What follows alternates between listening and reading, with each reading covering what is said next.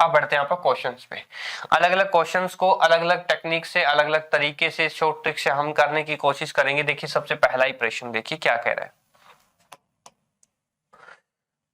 प्रश्न कह रहा है कि 12% प्रतिवर्ष की दर से, मतलब रेट ऑफ इंटरेस्ट कितना है 12%, 5 वर्षों में, टाइम कितना है 5 सालों में, और कितने रुपए का 5400 रुपए का, मतलब ये मूलधन, मूलधन का मतलब प्रिंसिपल, प्रिंसिपल कितना है 5400 रुपए का।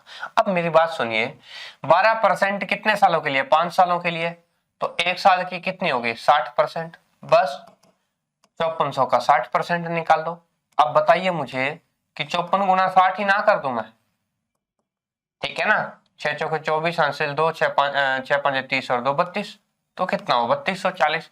अपने को कुछ करने की जरूरत ही नहीं पड़ी, मतलब कि कुछ करने की जरूरत नहीं पड़ी ज्यादा, सिर्फ आपको पता लगा रेट ऑफ इंटरेस्ट 12% है, टाइम 5 है, प्रिंसिपल 5400 है, ठीक है, 12 5 60, यानी कि एक साल का ब्याज कितना हुआ, या यूं मान के चलिए टोटल इसको एक साल में ही आपने कंबाइन कर लिया, मल्टीप्लाई किया तो मान लीजिए वो एक साल में हो गया, ठीक है ना, एक ही बार में हो गया, एक ही परसेंटेज, मतलब 5400 का 60% निकाला, और 60% की फ्रैक्शन भी अगर निकालते तो मेरे भाई 3/5 होती है, ठीक है ना। 5 यूनिट के बराबर अगर 5400 है तो 1 यूनिट के बराबर कितनी हुई, तो 5400 को 5 से भाग कर दो, फिर 3 से मल्टीप्लाई कर दो, यानी कि 5400 का 3/5, तो आया 3240, ठीक है ना, 3/5 कितना आया 3240, तो बात खत्म। तो आंसर कितना है 3240। अच्छा ये मूलधन हो गया यहाँ पर, और ये हो गया, तो अगर इसको जोड़ते आप तो मिश्रधन आ जाता, क्योंकि ये प्रिंसिपल है और ये रेट ऑफ इंटरेस्ट है, और उसके बाद में हमारा निकल जाता अमाउंट, अमाउंट जोड़ देते कि वह कितनी राशि लौटाएगा, तो 5400 और 3200 कितने हो गए 8640 हो गए क्या, तो 8640 रुपए की टोटल अमाउंट होगी जो उसको देनी है, ठीक है ना।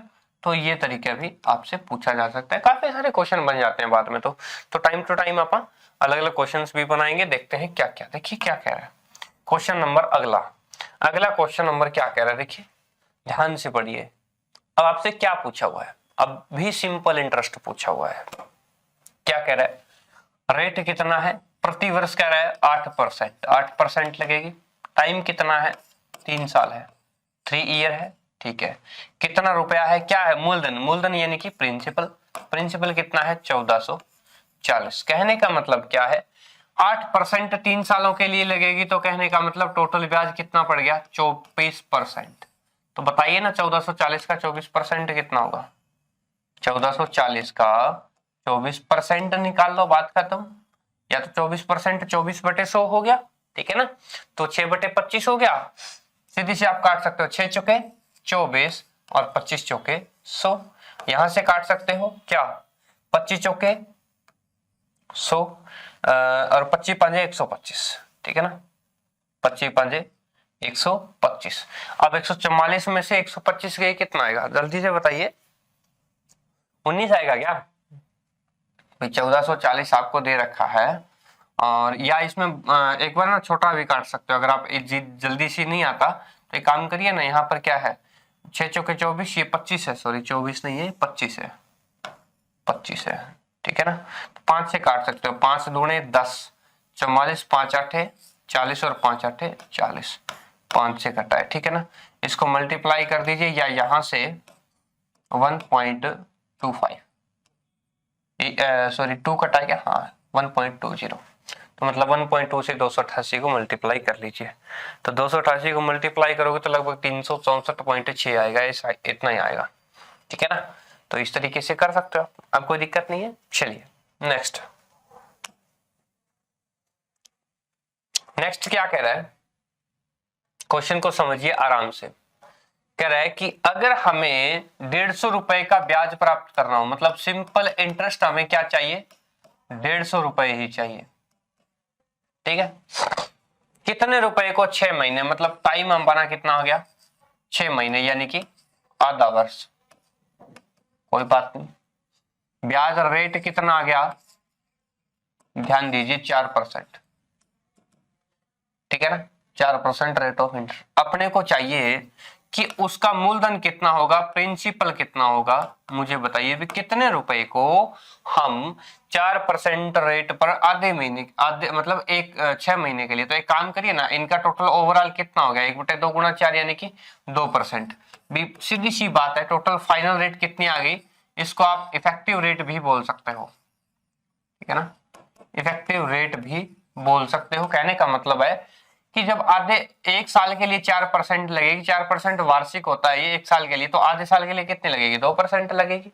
तो बताइए ना किसका 2% 150 होता है, किसका 2% 150 होता है, फटाफट से बताइए किसका 2% 150 होता है, किसका 2% 150 होता है। तो एक काम करिए ना, आपको पता है कि 7500 का 2% 150 होता है, क्यों, क्योंकि अपने को आगे 75 चाहिए, मतलब कि 150 को 2 से भाग देना है, 150 को 2 से भाग देना है, फिर 100 से मल्टीप्लाई करना है, 150 को 2 से भाग देना है, फिर 100 से मल्टीप्लाई करना है, क्योंकि 100 डिवाइड में था ना, अब वो मल्टीप्लाई करना है। तो अपने को क्या आया, 750 आंसर आ गया।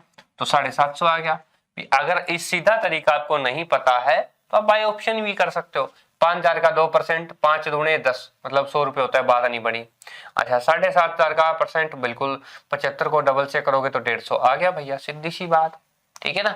और इसका अगर करते हो आप तो 200 रुपए ब्याज बनेगा, इसका करते हो तो 300 रुपए बनेगा, मतलब इसका करोगे तो 300 रुपए ब्याज बनेगा, क्योंकि 150 का 2%, सॉरी 1500 गुणा 2, ठीक है ना, या यूं कर लो 15,000 गुणा 2/100, ठीक है, बात वही है ना। चलिए 150 गुना, अच्छा ये 100 गुना 2, इसका 200 रुपए ब्याज बनेगा, इसका 150 रुपए ब्याज बनेगा। अपने को तो सिर्फ 150 वाला पूछा है ना, इसका 100 रुपए ब्याज बनेगा। तो ये चारों तरीके अलग अलग दे रखे हैं, चारों चीजें आपसे पूछ सकता है किसी भी तरीके से, है ना। तो ये आप निकाल सकते हो, नो इश्यू, नो प्रॉब्लम।